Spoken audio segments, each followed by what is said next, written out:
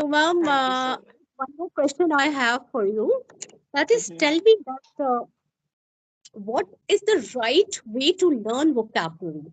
Look, there is Okay. some people, this question is very common. They tell me that, ma'am, Hmm. what are the right way to learn vocabulary? So since I have my own experience, so I just want to know that what is your experience or what is your Hmm. tips which you are going to give to my learners? Like they are very Hmm. much into it, that how to Right. improve vocabulary. What happens Hmm. that when they are in talking to somebody, when they are talking to somebody, Hmm. it is okay that they are talking Right. normally, because they have some Hmm. set of words and sentences ready for them always.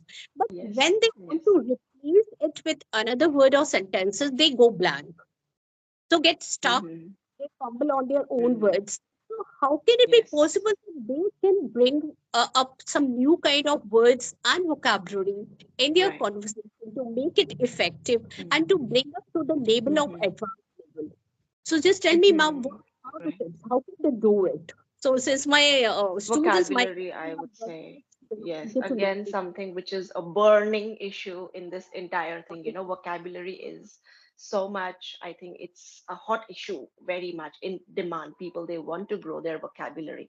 So, as per, I would just dive into my own experience with my students. This is what I have seen them doing, and this is what I have been telling them. So, vocabulary, when it comes, we don't have to go for very complicated words. First of all, we can just look for easy alternatives. We can just look for easy substitutes of the words. Let's say if we talk about, like we talk about our emotions, our experiences almost every single day. Okay, so we can just let's just give you one example over here. Like we have the word sad, happy, angry. Okay, so these are some very common words which we tend to use every single day. So we can just start by using these words, by trying to find out the synonyms of these words. Okay. For example, for sad, we have a word called as gloomy. For sad, we have another word called as dejected. Okay. For dismal, dismayed. Okay. So we have so many words that we can work on. And whenever we have to use this word with any friend or any relative, we have to just keep in mind that, okay, in place of sad, I can use the word gloomy. Just Does it remember have to one or be two alternatives. Don't try to remember all, because dictionary will is vast. Okay, so it will give you 10 alternatives of the word. You don't have to remember all the ten alternatives. Just remembering one or two, I think that will suffice. Yeah, you were saying something. I'm sorry. No, I was saying that you have to be very conscious to bring up to your memory those Yes, words. yes, And consciously yes, to yes, make it yes. so Yes, consciously if you are I doing would. it, then yeah. Yeah, I would like to pinpoint that old school way. I like what I used to do. I used to jot down the words in my diary, and then Okay. it used to be very difficult by the end of the day to, by the end of the month, to maintain that diary or to even find it. So these days, I think people, they have this convenience of having their phones with them every single time.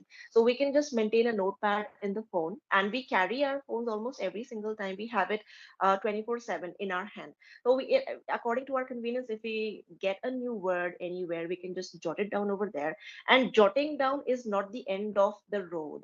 We have to get back to it time and again. We have to remind ourselves, okay, these were the words that I had written in there, and I have to get back to those words and try to use those words practically.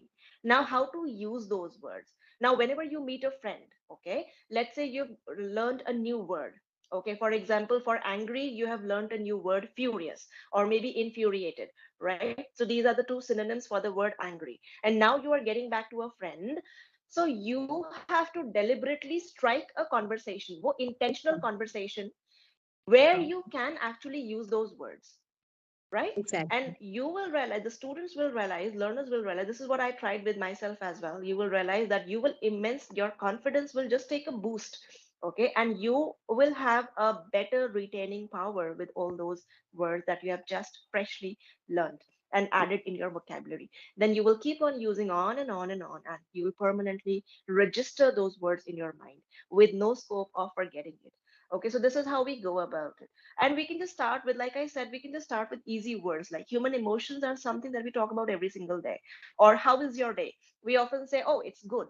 Instead of good, we can also say awesome, it's fantastic, right? So we can just start with normal words, with easy words, and then can keep on increasing our level. This is, I think, a very some very practical tips that has already always worked with my students, including me. It has also worked for myself. Yeah. Exactly.